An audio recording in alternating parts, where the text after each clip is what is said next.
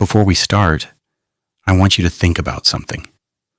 Right now, true crime is everywhere. Stories, headlines, documentaries, names we recognize instantly. But some of the most shocking cases happened long before cameras, long before social media, when the only thing people had was the newspaper. In this video, we are going back to a time when a single story could travel across oceans from England to America, before her name filled newspaper headlines, before the accusations, before the trial. She was simply Florence, a young woman from the American South, a daughter, a wife, a mother.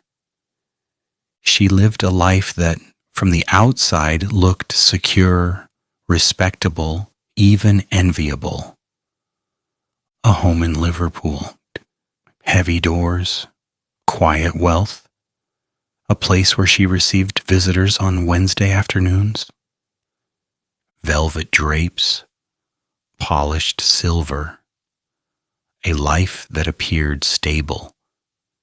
Then, in 1889, everything changed. Imagine Liverpool in the spring of 1889, a port city wrapped in fog from the River Mersey, ships creaking at the docks, fortunes rising and falling with every Atlantic crossing. Inside one of those well-appointed homes, a man is dying, a respected businessman, a husband, a father, and within days of his death, his wife is accused of killing him. Not after months of investigation, not after years of evidence, but quickly, suddenly, while she is still in mourning, still wearing black, publicly accused. And the accusation did not begin in a courtroom. It began inside the house. After James Maybrick's condition worsened and he died, people in the household began to question what they had seen. Servants spoke. Items in the home were examined more closely. Substances found in the house drew attention. Those concerns were brought to James Maybrick's family. And from there, everything escalated. What began as concern turned into a formal accusation that Florence Maybrick had poisoned her husband. Within 1 week of the trial, her fate was decided. They returned a verdict of guilty in 38 minutes. 38 minutes. That is all it took to sentence Florence Maybrick to death. But this is what makes the case different. Even at the time, people did not agree with the verdict. Newspapers questioned it. Crowds reacted to it. Across 2 continents, many believed she should not have been convicted at all. So how does a young American woman go from society life to a death sentence to spending nearly 14 years in prison? To understand that, you have to go back before the trial, before the headlines, before the accusations, back to who she was, before she became Florence Maybrick. Florence was born Florence Elizabeth Chandler, the daughter of a wealthy banker in Mobile, Alabama. Her early life was comfortable, structured, expected, but that changed when her father died. That loss did more than create grief. It changed her future. Her family stability shifted. Her mother remarried. Florence was moved into a more socially ambitious environment, one that valued appearance, status, and connections. She went from a Southern upbringing into European society quickly before she had fully formed her own identity. She did not grow into that world. She was placed into it.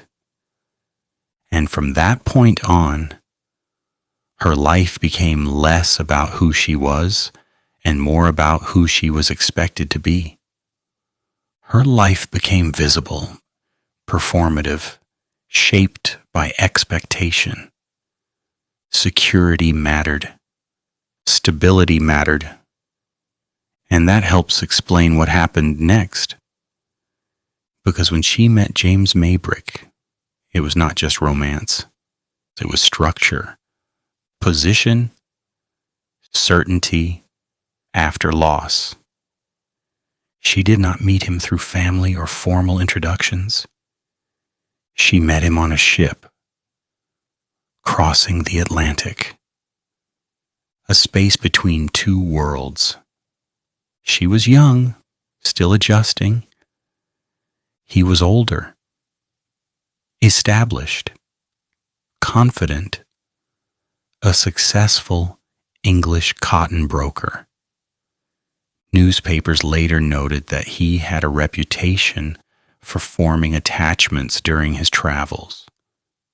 But this time, it went further. They spoke, spent time together. And before the journey even ended, he proposed. She accepted, quickly, without years of knowing him, without a long courtship, a decision made in motion at sea. Soon after, they married in London at St. James' Church in Piccadilly, a respected place, a visible place. And just like that, Florence Chandler became Florence Maybrick. She entered a new life in Liverpool, a large home, a wealthy household, 2 children. From the outside, everything appeared stable, respectable, successful. Newspapers even noted that they seemed to live amicably for years. But there were problems from the beginning. The age gap was significant. She was young. He was nearly 3 decades older. Their personalities did not align. Reports described arguments, differences in lifestyle, different expectations. She enjoyed attention. He was more rigid. Over time, tension grew. There were suspicions, even claims that she had grown close to another man. Whether true or not, it added strain. So by the time we return to 1889, this is not a stable marriage. It is already under pressure. Now we return to April 27th, 1889. James Maybrick becomes ill. Suddenly, severely. Florence is there, caring for him, staying at his side as his condition declines. And when he dies, her reaction is immediate. She collapses. One article reported that she swooned and was unconscious for 48 hours. 2 full days, unresponsive. And during that time, everything shifts. At first, doctors believed it was a natural illness, but others disagreed. His family began to question. Voices grew louder, and then the accusation came. Mrs. Maybrick had poisoned her husband. Before she could recover, she was arrested. From that moment, everything changed. The house was searched. Arsenic was found in different places. Later, it was found in his body. But there was a complication, a major one. James Maybrick himself used arsenic regularly. He took it voluntarily, which was not uncommon at the time. Arsenic was used in medicine, in tonics, even in beauty products. So when Florence said she bought it to prepare a lotion for her face, it was not an impossible explanation. But in court, context disappears.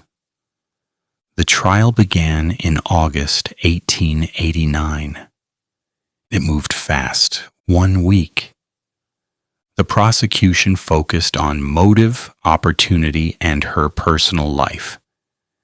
The defense focused on doubt, contradictions, and uncertainty, because the evidence was not overwhelming. Only a small amount of arsenic was found. Experts disagreed. Doctors disagreed. But the tone of the trial mattered. The judge was described as biased, and the jury did not take long. They returned a verdict of guilty in 38 minutes. The reaction was immediate and widespread.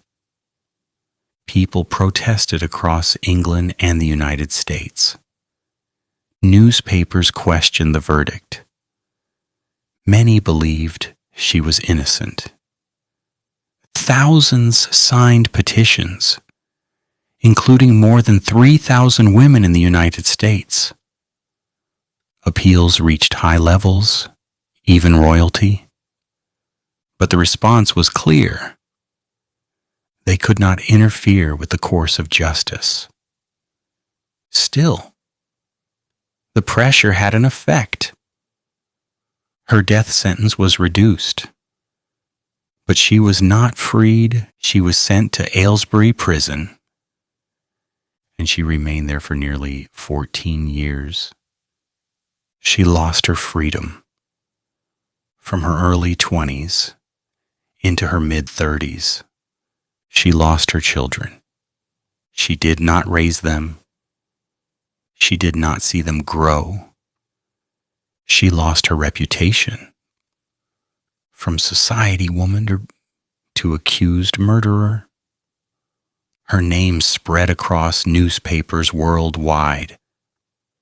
She lost her identity. Everything she had been was replaced by one label. And even after her release, she could not return to a normal life because her name stayed with the case. In 1904, she was released quietly. No announcement, no gathering, no closure, a carriage, an early hour, and she was gone. But her story did not end there. She left prison changed. She had seen the inside of a prison system. The routines, the isolation, the control.